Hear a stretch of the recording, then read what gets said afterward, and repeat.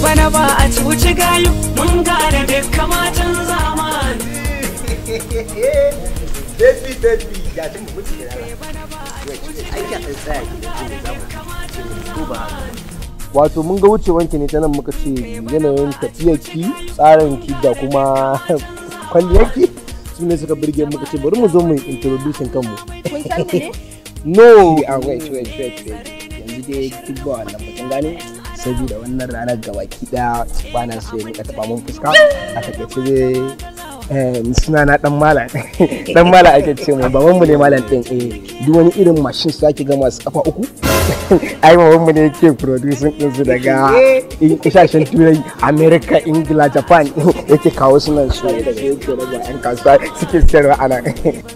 phone number naki zaki bani sai ya wallahi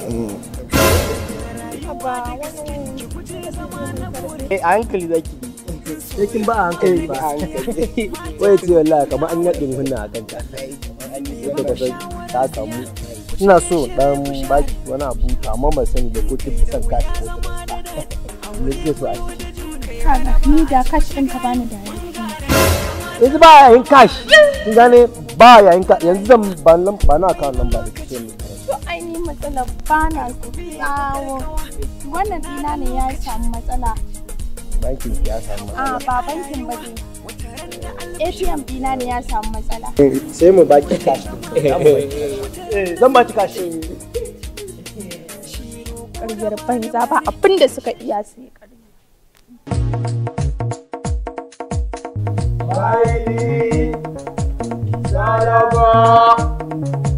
Almasi, Maraili,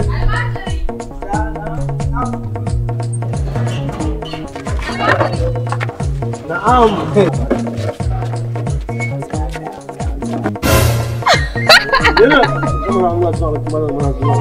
Dan malam